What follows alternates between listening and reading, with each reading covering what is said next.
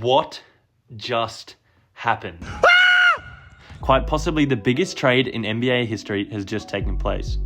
In a Wojless world, the basketball community was perplexed and confused whether or not to believe shams in what would be the craziest trade bomb in history.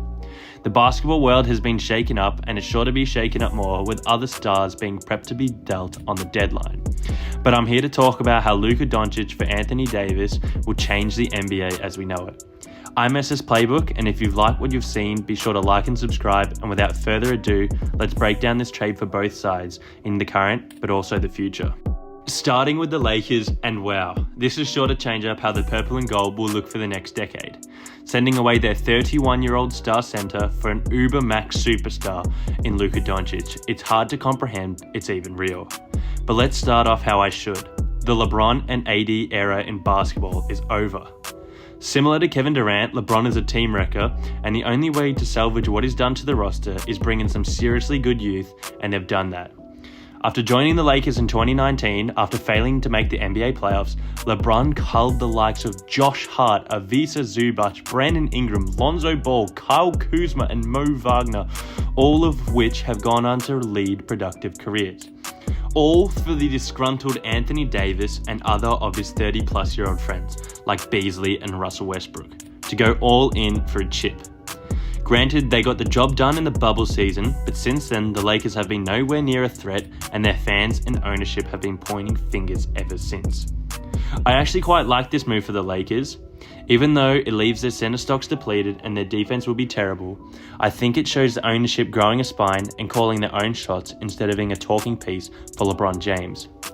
By bringing in the 25-year-old Slovenian superstar, the Lakers pull back out of win now mode and look to create a window of success for the next 10 years. The flexibility this trade gives LA is insane.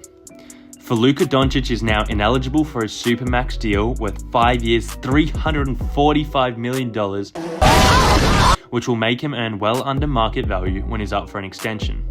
Plus, my true belief that the front office has checked out from LeBron, who by the way is earning $50 million this year with an option for next year for $50 million again.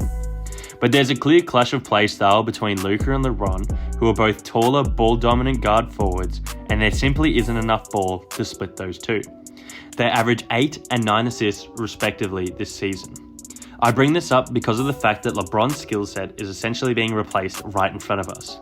Better scoring and similar rebounding and passing from a player 15 years younger just shows me that the Lakers have no real intention of keeping LeBron around past this year, and for good reason.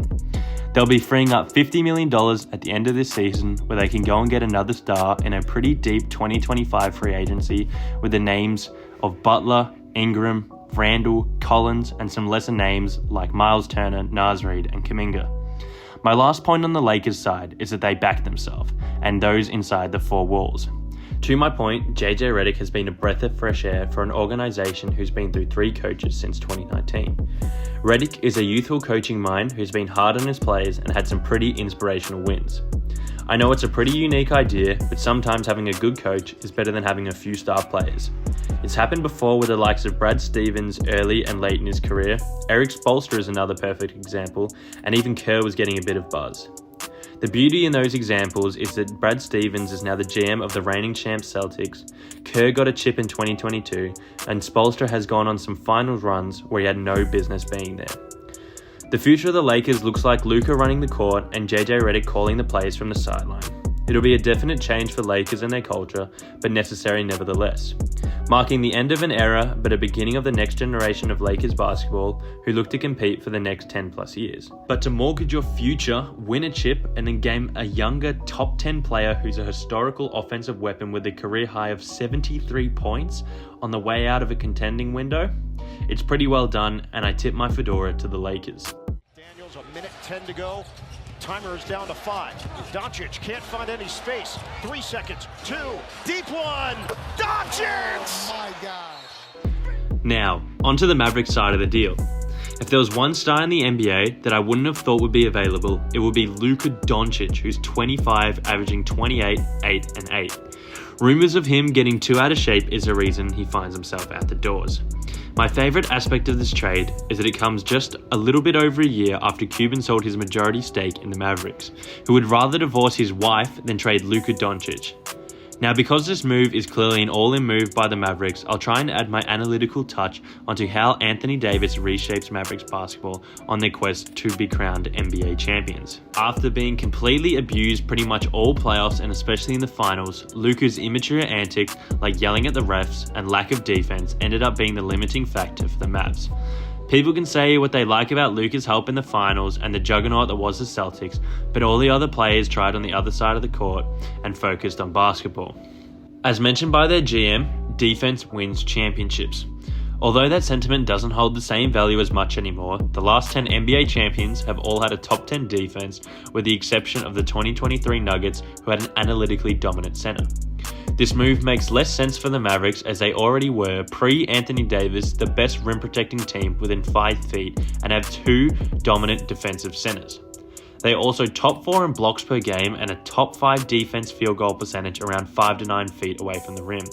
Where they really struggle is the further you go away from the basket, to the point that the 3-point line, they allow the 10th best percentage, with the right corner and anything above the break being a genuine issue.